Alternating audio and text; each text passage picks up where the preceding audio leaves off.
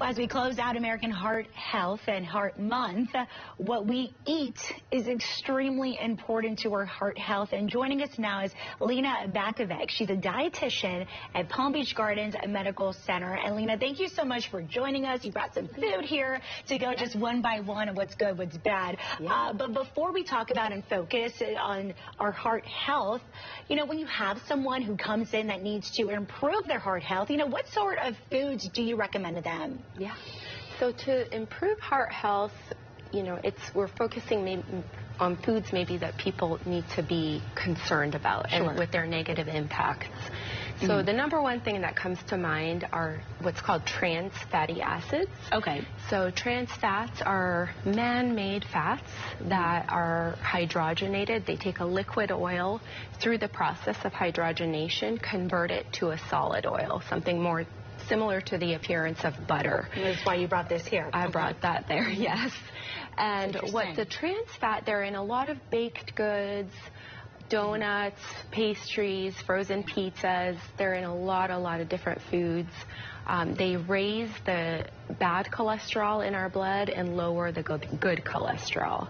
So that's absolutely the number one thing that I could think of to kind of really be watching for. Secondly, processed meats and saturated fat. So saturated fat being animal-based fat contained within red meat. Processed meats like bacon, hot dogs, salamis, same effect, lowering the good cholesterol, increasing the bad cholesterol in our blood. It's good to remember that. I have to write this down. Yeah.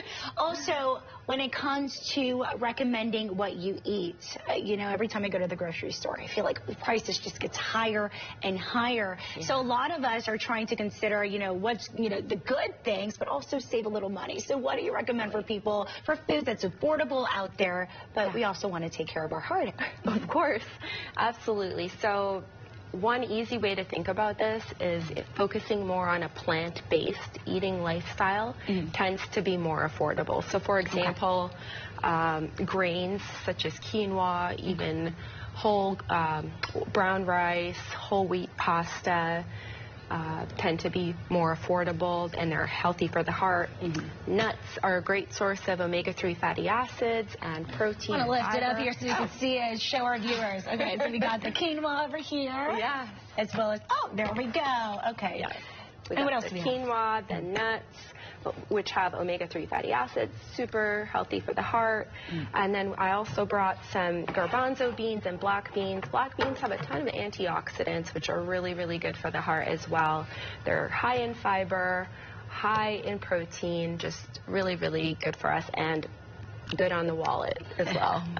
And how about just lastly, you know, when we talk about cooking, you know, what should you be cooking with, again, to maximize your heart health? I think you mentioned it, but is there anything that we left out?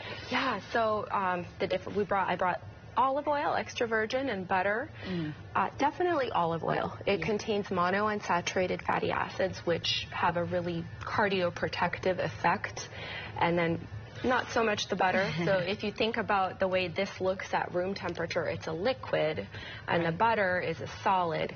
That's kind of how that might look when we ingest it on the inside of our arteries as well. Lena Bakovic, our dietitian here from Palm Beach Gardens Medical Center. Thank you so much for joining us this afternoon, just breaking everything down so easy to understand.